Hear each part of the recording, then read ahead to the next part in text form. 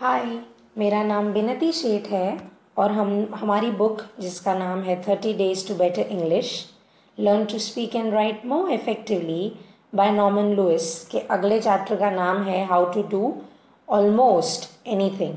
मतलब 100% भी नहीं, 0% भी नहीं, ऑलमोस्ट 100%। तो ये वर्ड जो है आपका वो एडवर्ब हो जाता है, राइट। तो एज यू गेस्ड इट, इस चैप्टर में हम एडवर्ब्स के बारे में ज़्यादा डिटेल में डिस्कस करेंगे। So is it okay to use go slowly? Well, the answer to that is grammatically no. आप गो स्लोली नहीं बोल सकते, आपको गो स्लो बोलना होता है, राइट। Okay, why? तो बेसिकली एडवर्ब्स, राइट। तो एडवर्ब्स ऐसे क्वेश्चंस होते हैं जो आपको जवाब देगा टू द आंसर्स हाउ मतलब कैसे, व्हेन मतलब कहाँ, वेयर मतलब किधर, और टू व्हाट डिग्री मतलब कितना, राइट। तो अगर हम एडवर्ब्स, वर्ब्स और नाउन्स में डिस्टिंक्शन देखें विद द वर्ड स्लो, तो slow torture is generally unpleasant. तो यहाँ पे किस हिसाब का टॉर्चर हो रहा है? तो स्लो इधर एजेक्टिव हो जाता है। Slow down and live longer. तो भाई क्या करोगे तो आप ज़्यादा लंबा जी पाओगे, तो भाई थोड़ा शांति से या आसानी से जियो। तो दैट बिकम्स स्लो, आपका यहाँ पे वर्ब हो जाएगा। और the tortoise slowness is proverbial. और जो ये पर्टिकुलर एनिमल है उसकी जो स्पीड है उसने आपको तंग करके रखा हुआ है, राइट। सो यहाँ पे जो उसकी पर्टिकुलर एक कैरेक्टरिस्टिक है उसका आपको इंफॉर्मेशन मिल रहा है। तो ये जो स्लो है यहाँ पे एज अ नाउन यूज होएगा। अगर हम गो स्लो की बात करते हैं तो सिर्फ आप गो बोलोगे तो आपको और कोई स्पेसिफिकेशन नहीं मिलेगा कि भाई गो, बट व्हाट और हाउ या कहाँ या कैसे और कौन सी स्पीड से आपको कोई भी इंफॉर्मेशन कन्वे नहीं की जा रही। बट अगर आप लिखोगे गो स्लो तो आपको इमीडिएटली पता चल रहा है कि जो आप जाने की और गोइंग की जो एक्शन कर रहे हो वो आपको थोड़ी कम स्पीड से करनी है। तो गो स्लो में जो स्लो है वो आपका एडवर्ब हो जाएगा। तो other examples to that are go slow, go now, do not go, go quickly, he listened attentively, will go tomorrow. तो जैसे ही लिसन्ड अटेंटिवली, तो अगर आप सिर्फ ही लिसन्ड लिखोगे तो आपको पता चलेगा कि भाई हाँ इन्होंने सुना। बट उन्होंने कैसे सुना? तो भाई उन्होंने काफ़ी अटेंशन से सुना। तो जो एडवर्ब्स हैं वो सिर्फ वर्ब्स को मॉडिफाई नहीं करते, वो एडजेक्टिव्स को भी मॉडिफाई करते हैं और वो दूसरे एडवर्ब्स को भी मॉडिफाई करते हैं। तो भाई दिस वी नो कि भाई adjectives modify nouns while adverbs modify verbs, adverbs also modify adjectives और adverbs modify other adverbs। तो ये क्या होता है? तो जैसे आप लिख रहे हो you can live more happily, तो अगर आप सिर्फ ये लिख लो कि you live, तो क्या होगा? आपको इन्फॉर्मेशन मिल जाएगी कि भाई इंसान है और जिंदा रहेगा, राइट। तो meaning of the sentence is conveyed, but उसकी जो स्पेसिफिकेशंस है वो आपको मिलेगी from happily and can live. तो यहाँ पे आप क्या कर रहे हो कि जो एक्शन ऑफ लिविंग है उसके साथ आप एक लगा रहे हो हैप्पी, राइट। मतलब तुम खुश रह के या खुशहाल जिंदगी जी सकते हो। और कैन इज आपको चॉइस दी जा रही है कि भाई आपको हैप्पी रहना है कि नहीं रहना है।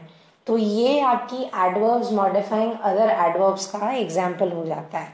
फिर एडवर्ब्स मॉडिफाइंग एडजेक्टिव्स का अगर हम देखेंगे तो हर husband was ecstatically happy, right. तो उसकी हैप्पी का लेवल या कैरेक्टरिस्टिक क्या था? तो भाई एक्सटैटिक, मतलब हद से ज़्यादा। तो अगर हम ये एग्जाम्पल देखें कि भाई Allen's finger not yet completely better is still giving him a painfully awkward time. तो यहाँ पे जो ग्रीन से मार्क किए गए हैं ये वाले जो वर्ड्स हैं वो एडवर्ब्स हैं और ब्लू से मार्क किए गए हैं वो वाले वर्ड्स आपके एडजेक्टिव हैं। तो Allen's finger not yet completely better. तो एलन्स फिंगर जो कि आपका नाउन है, उसकी आपको इंफॉर्मेशन जो दी जा रही है वो है बेटर से, राइट। तो ये आपका एडजेक्टिव हो जाता है। बट एलन्स फिंगर क्या, राइट। तो वो क्या का जो जवाब है वो आपको मिलेगा नॉट येट, मतलब अभी नहीं, और कंप्लीटली मतलब थोड़ा और बाकी है, राइट। तो ये दो आपकी एडवर्ब्स हो जाती है। Is still giving him a painfully awkward time. तो जो ये नाउन है टाइम, उसका इंफॉर्मेशन आपको दिया जा रहा है विद द वर्ड ऑकवर्ड। तो यहाँ पे ऑकवर्ड आपका एडजेक्टिव हो जाएगा, right. Is still giving him, तो ये गिविंग हिम, क्या गिविंग हिम, तो भाई दर्द, विच इज पेनफुली। तो painfully becomes your adverb which is modifying your verb. और स्टिल आपका अगेन एडवर्ब मॉडिफाइंग एडवर्ब का एग्जाम्पल हो जाएगा। तो आई होप कि एडजेक्टिव और एडवर्ब का जो डिफरेंस या डिस्टिंक्शन है वो आपको अभी समझ में आ गया हो। सो ये जो टेबल है वो आपको एडजेक्टिव और एडवर्ब के यूज़ का एक एग्जाम्पल दिखाएगा। तो एडजेक्टिव आपका हो जाएगा स्विफ्ट, वही उसका एडवर्ब फॉर्म हो जाएगा स्विफ्टली। तो rapid becomes rapidly, curious becomes curiously, fleet becomes fleetly, wistful becomes wistfully. तो अभी हाँ, ABC रैम्बलिंग्स। तो difference between incredible and incredulous. तो इनक्रेडिबल और इनक्रेडुलस का अगर हम डिफरेंस देखेंगे तो incredible is an account, a story, a report, actions, personality and attitude.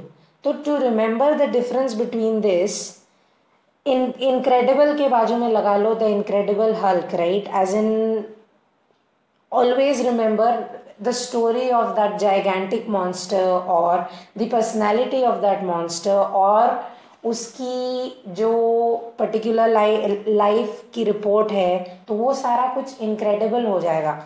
और इनक्रेडुलस के बाजू में लगा लो रिडिक्यूलस, राइट। मतलब ऐसी चीज़ें जिसकी ज़्यादा हमारे पास प्रूफ्स या फैक्ट्स ना हो, बट फिर भी हम उसको काफ़ी बार मान लेते हैं, right. So examples for that is some people's luck is incredible, मतलब कुछ लोगों का लक बहुत ही बढ़िया होता है, right. And you sound incredulous when you show your scepticism. तो लाइक जैसे कुछ लोग होते हैं, उन्होंने मन से अपना पॉइंट ऑफ व्यू या ओपिनियन बना के रख लिया होता है, right.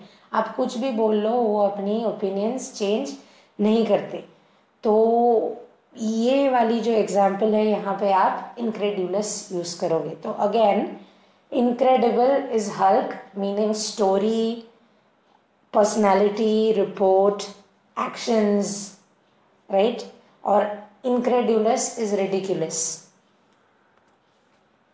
Grammar of allowable errors में हम देखेंगे I will come providing you invite me, I will come provided you invite me.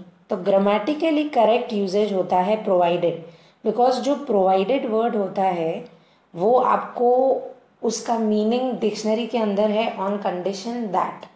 तो I will come on a condition that you invite me, मतलब अगर आप इनवाइट करोगे तो मैं डेफिनेटली आऊँगी या आऊँगा, राइट। पर अगर आप प्रोवाइडिंग लगाओगे तो उसका मीनिंग होता है इन केस दैट, मतलब आई will come in case that you invite me. मतलब अगेन ग्रामेटिकली अगर प्यूरिस्ट ग्रामेरियंस हैं जो, मतलब जो ब्रिटिश इंग्लिश बहुत ही बढ़िया तरीके से बोलते हैं और जिनकी प्रोफेशन बेस्ड ऑन ग्रामरली स्नूटीनेस है, तो वो वाले जो लोग हैं उनके आगे अगर आप प्रोवाइडिंग बोलोगे तो वो आपको इमीडिएटली रॉन्ग प्रूव कर देंगे। बट मॉडर्न ग्रामेरियंस जो हैं या जो आजकल के ग्रामेटिशियंस हैं, they accept both these answers. तो प्रोवाइडिंग या प्रोवाइडेड आप कुछ भी बोलोगे वो गलत नहीं हो जाएगा।